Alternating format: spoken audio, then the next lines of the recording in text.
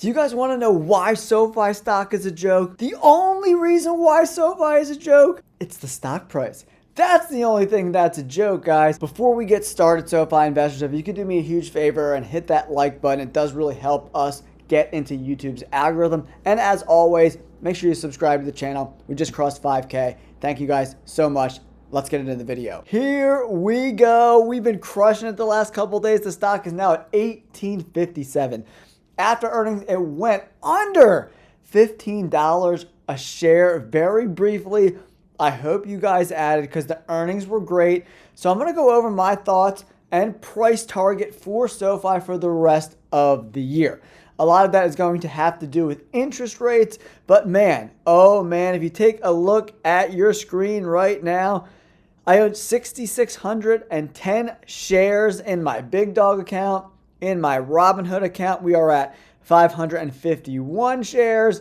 And then in my IRA, we're closing in on right around 100 shares of SoFi stock. I also have some other accounts where I have maybe 150 shares. So we're closing in right around 8,000 shares of SoFi stock. The chart has been amazing. The stock has looked really, really good over the last week. Over the last month, we had that dip, man. It dippity dude pretty damn good.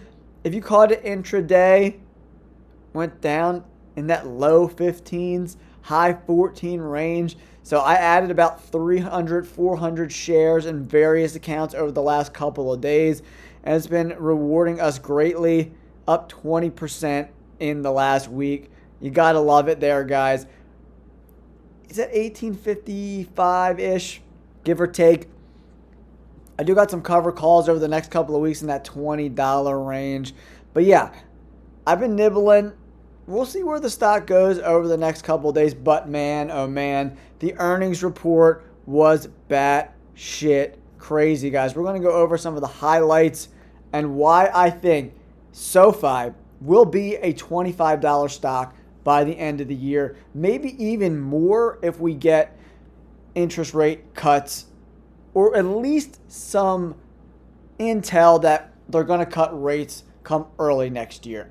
I think Trump's going to want to cut the rates very, very soon, especially as midterm elections are here in November.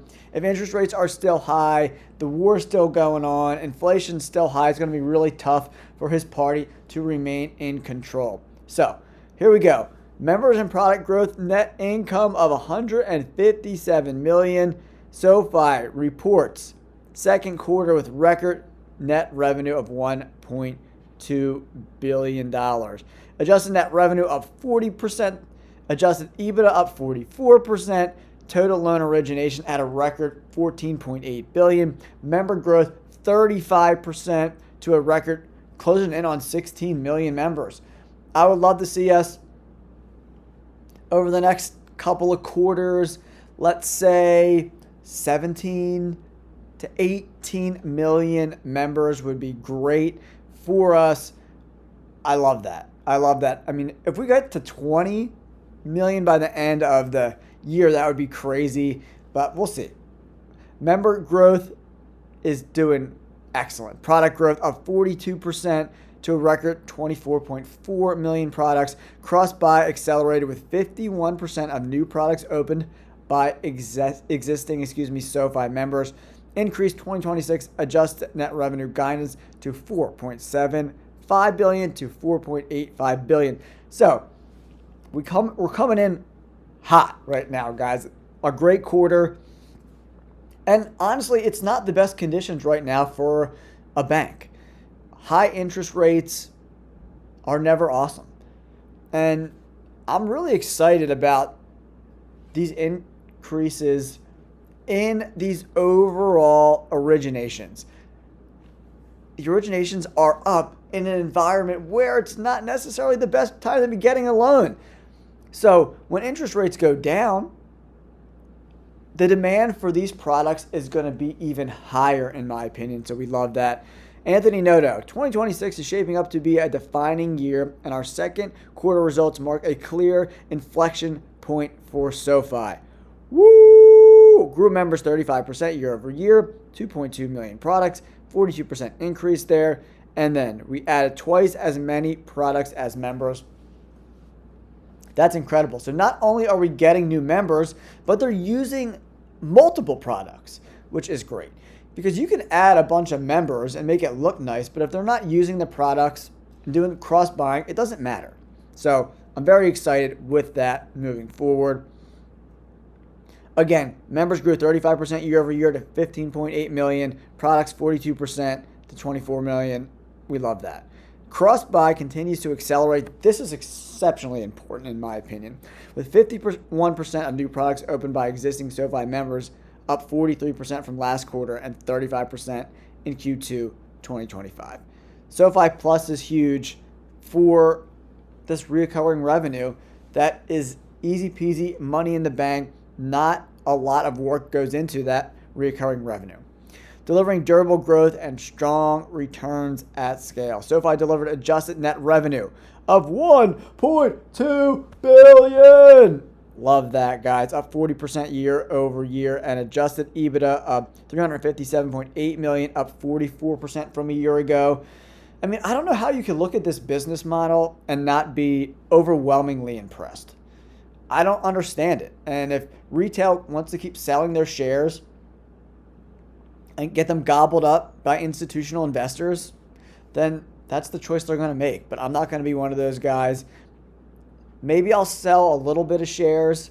Probably like once we get to $30 again, I'll probably sell between 5 and 10% of my shares. Probably 5% as we go up incrementally. So maybe after $30, I'll sell 5%. At $35 per share, I'll sell another 5%, and then onward and upward as we close in on what I think is a $100 stock in the next 5 years. Probably before that, in my opinion, but I definitely think we could do it. I mean, we were in the 30s, and we are in a way better financial point of the business model than we were back in November when we hit all-time highs. And I do think as interest rates come down, I think we're going to see a huge jump. The second that interest rates get cut that first time, I think we're going to see another 10 to 15 to maybe even 20% increase in the stock price very quickly, and you don't want to be left behind. So I would be very cautious with covered calls. I would keep them, within a couple of weeks. This way, if the stock does run, you can roll it out a little bit. So it'll probably be an initial jump of the stock. Probably will taper off a little bit with people taking profits, and then we'll kind of trade in a range for several months after that, in my opinion. All right, here we go. Deepening member relationships through SoFi Plus and SoFi Coach. The SoFi Coach is pretty cool. It's on the app if you want to check it out. 200,000 paid SoFi Plus subscribers. I'm one of them. And the best part about it is I like to keep a nice savings account because I have a small business and I don't pay my taxes to the end of the year. So I could put that money in a high yield savings account, get a little interest on my money that I have to pay in taxes for the next year. So I think it's up to 20K. You get like 4.3 or 4%. I forget what exactly it is. And then all the rest of the money is still over 3%, which is great. And it comes in your account every month. Another thing that I love, because that compounding starts to happen, right? Among existing members who signed up for SoFi Plus, 25% of them added another product after adding SoFi Plus. So 1 in 4 are adding another product, which is great. So they're not only taking advantage of that high yield savings account, they are adding a different product as well, whether that's SoFi Invest, the credit card. I also own the credit card. It's pretty cool as well. SoFi delivered its best quarter ever for total loan originations of $14.8 billion. I think next quarter we crossed that $15 billion quarter threshold, which is huge for the stock moving forward, guys. Woo, baby. Personal loans, student loans, and one thing I've been talking about on the channel, if you've been following me, so please hit that like button and subscribe to the channel, guys, is I think home loans is going to be a booming revenue stream for this company over the next 2 to 5 years as interest rates start to come down, because people are stuck with these high. Well, if you have a low mortgage, you don't want to sell for a high interest rate, so they're kind of stuck in that. And then there's some people who just don't want to buy a home because they don't want to take out a mortgage at 7% or 6% or whatever it is right now. So that's a detriment on 2 different avenues of people potentially selling their homes or wanting to buy homes. But most people have to sell a home to buy a home. So I'm really excited for this asset to be huge. The mortgage branch of this business model is going to be huge. Loan platform business originations, $3.1 billion, reflecting strong demand for this loan platform business partners. I mean, business partners are huge.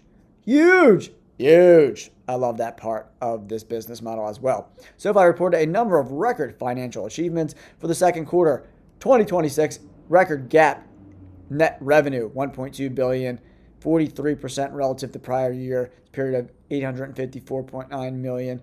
Woo! Record adjusted net revenue of $1.2 billion grew 40% from the corresponding prior year $858.2 million. For the second quarter of 2026, total fee-based revenue. Fee-based revenue! I love it. Almost $500 million, guys. 472.3, 39% of total revenue in the quarter, and increasing 22% from prior quarter. Together, the financial services and tech platform segments generated $550.8 million in net revenue. The tech segment, we'll get into that a little later, is still not awesome. It is a floundering business model, in my opinion. I don't know if it ever gets to where we thought it would be. It's pretty shitty right now. We'll have to see how that goes. Out of this entire report, that's my biggest gripe. We are seeing a slight increase in it, but nothing that's going to change the trajectory of this company, in my opinion. Net interest income, $788.2 million for the second quarter, up 52% year over year.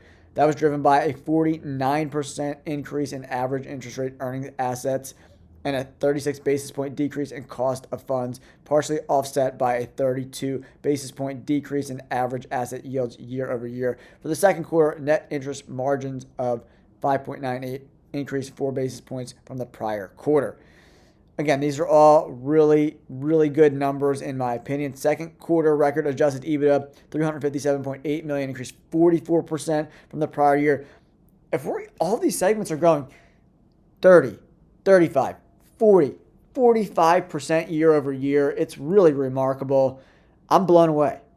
The initial sell-off I thought was really dumb. That's why I continue to buy the stock. Diluted earnings per share reached 12 cents.